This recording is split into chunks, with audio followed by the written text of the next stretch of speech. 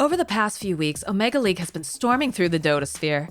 During this time, two teams have been baffling everyone with the drafts that they have presented to the world. Both Secret and OG are pulling off these wonky drafts, and that's what we're gonna go into depth today. But first, with a focus on Team Secret. Before we get into the video, though, here's the question of the day. What is the least fun hero to play against in the current meta? Now, without further ado, let's get straight into the video. This series was highly anticipated, and what a treat it was to witness, especially because how Secret's draft turned out. Secret in Game 2 started their draft out with the most standard of heroes, namely Doom and Tiny, but that quickly changed when they added their last three heroes of Vengeful Spirit, Visage, and Shadow Fiend. Their lanes were incredibly ambiguous. Many questions were raised such as, is that a Tiny support, a mid-Visage, or a support Doom?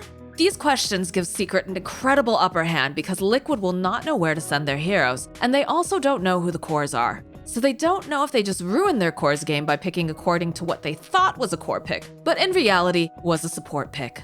The lanes ended up being, at mid lane, Shadow Fiend versus Broodmother, safe lane Doom versus Mars, then for the off lane they put Vengeful Spirit, Tiny, and Visage versus Morphling, Rubik, and Undying. Shadow Fiend has the benefit of being able to wipe spiders with only 2 raises, so he won't fare badly against the Broodmother. The Doom versus Mars lane is quite even and nothing exciting happens there during the laning stage. However, at the top lane, with the 2 tri-lanes going at it, Secret came out ahead with more kills than Liquid did. By 7 minutes, Visage already has a Veil of Discord and 4 kills under his belt. Sure, Morphling's ahead in terms of CS, but he is under-leveled, which will spiral into him getting pressured by the powerful Visage. The pressure is so strong from Visage that it forces a rotation out of Mars to secure a kill on Vengeful Spirit. After that point, the lanes start to break up, and Visage heads to the bottom Radiant Tier 1 tower to get some safe farm.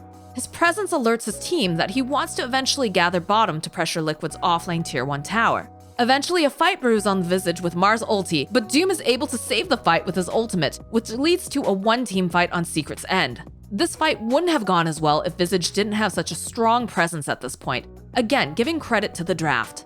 Conveniently, after the fight is over, Secret is able to safely get 3 bounty runes. This is the beginning of Secret's snowball. The synergy between the heroes starts with a minus armor on Shadow Fiend and Vengeful Spirit with Medallion, aura items in the form of Veil and Vlad's on Visage, drums on Doom, and Vengeful Spirit's attribute bonus and additional attack range. This will lead to a quick Roshan death at minute 17 that Liquid tries to contest, but Shadow Fiend is able to repel them with the Fear of Requiem. At this point, Liquid is starting to bleed, and their map control is suffering.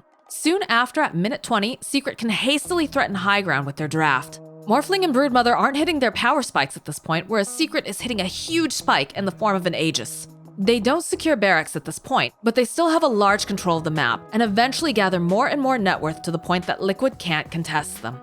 In the final deciding match, straight away we see the bans of the more broken heroes of the current meta, namely Doom and Phoenix for Team Secret, then Veno and Bat for Team Liquid. Then Team Liquid first picks Tiny, then second picks Darkseer. Secret is excited to respond to these picks with a counter to the Darkseer, namely Anti-Mage. Secret chooses to have Clockwork as a response to the first pick, Tiny. We see the next set of bans: Faceless Void, Lone Druid, and Magnus for Secret, and Oracle, Puck, and Tidehunter for Team Liquid. Secret would rather not deal with heavy lockdown for Anti-Mage, but the mag ban was probably because they didn't want a farming Anti-Mage to compete with a superior farming melee core that mags would empower all game.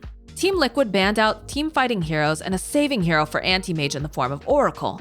Not to mention, Oracle makes it so that Darkseer is somehow a worse hero than Pudge by purging off his Ion Shell and Surge abilities. Disruptor is picked up for Liquid as a way to deal with Weaver and Clockwork. Disruptor can use Glimpse on a Clockwork that is hooked in and trap a Weaver by using a well-placed Static Storm into Kinetic Field. Secret picks Underlord, to which Liquid responds with a Drow Ranger pick. The Frost Arrow Slow and Damage with Multi-Shot are able to effectively deal with the Underlord, specifically in the laning stage. Drow also does not mind Firestorm since she's obviously ranged and doesn't stand near the creep wave to take that damage. At this point, both teams know the lanes and are banning potential mid-heroes. Secret didn't want to deal with Dragon Knight or Shadow Fiend, and Liquid didn't want to deal with Viper or Ember Spirit. Liquid picks TA, to which Secret responds with a counter pick in the form of Pugna. Pugna is able to completely mitigate all of TA's damage with one simple spell in the form of Decrepify, which makes for a very sad TA. At the moment, on paper, it looks as though Liquid should only win one lane, but as we all know, Dota games don't always go as planned.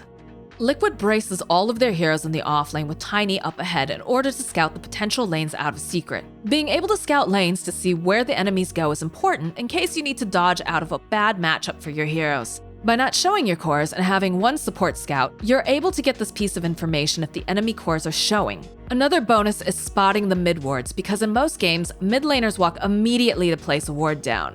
In this game, Tiny scouts the ward that the enemy mid Pugna has placed. Ideally, they wanted first blood, but Pugna is careful with his positioning, so he escapes once he sees more heroes are with Tiny. Secret started with Weaver, Clockwork, and Underlord in their offlane to secure first blood against Darkseer. An interesting movement that happens is that Tiny's TP to the lane instead of Darkseer TPing to get the experience, enabling Tiny to get level 2, and this way Darkseer still has his TP available as he walks to the lane. The pressure has been placed, so Weaver TP's bot in order to apply pressure to the Drow Ranger. With this, Underlord begins walking bottom so that AM can farm some CS in the top lane versus Darkseer, who is then solo at this point. Musical lanes are played to favor Anti-Mage, who is now finally able to secure some CS. With mid being uncontested, Pugna is able to massively out-deny the TA by maxing out Decrepify. Secret, as a result of their draft and play, are able to have one winning core, an even core, and one losing core. This is a great situation for them to be in at this point of the game. However, Pugna gets heavily pressured because he was going to be a huge threat if left unchecked. With this added pressure onto Pugna, Anti-Mage can safely farm, and Underlord is able to finally catch up too. Secret keeps pressuring mid until the tower falls. This tower is incredibly important to take because this opens up Liquid's jungle to Secret's heroes, which enables them to steal farm from Liquid. Liquid is looking to abuse the power spike with a smoke, though that leads to 2 kills and an Aegis. Secret aren't too upset because their Anti-Mage is still getting farm at this point. Anti-Mage is able to pressure too by pushing out the uncontested wave to force Liquid to him, then he TPs away to apply pressure in another lane. He continues to bide his time until Secret has their power spike available. Despite killing Anti-Mage with an Aegis still, Liquid can't push high ground. Liquid has complete map control, but not over the Anti-Mage who is constantly pushing out lanes. They simply don't have the instant lockdown to be able to properly deal with an Anti-Mage. Despite this, Liquid tries to pressure Secret's tier 2 mid tower and proceeds to take a fight. However, this fight leads to spells being used, but nobody dies. Anti-Mage's strengths are starting to pull through, a scary point indeed for Liquid. Liquid takes another Roshan, but still isn't able to breach high ground. During all the farming on Anti-Mage, Puppey is creating a universe worth of space for Anti-Mage by being the sacrificial lamb that Liquid excitedly feeds off of. Anti-Mage is able to fend off the high ground push that Team Liquid is attempting with their Aegis and Cheese by bringing their top tier 3 tower to about 25%. Not only that, but Secret recognizes that they didn't all TP, so Anti-Mage TPs to their bottom outpost to secure a kill on Darkseer, who was one of the heroes that lingered behind. After this kill, Secret takes a ride on Underlord's back to the top lane because Anti-Mage has finally reached the point where he wants to fight. Secret then chooses to walk mid with Anti-Mage, trying to push out the mid wave when a smoked Liquid ambushes. However, a double damage rune spawns for Anti-Mage, and they're able to win the fight with this blessed rune. After leading most of the game, this is when the game feels out of Liquid's grasp because of Anti-Mage's ability to steal their thunder after 2 sets of racks missing for Liquid. In other words, this was a great game for Anti-Mage in the end.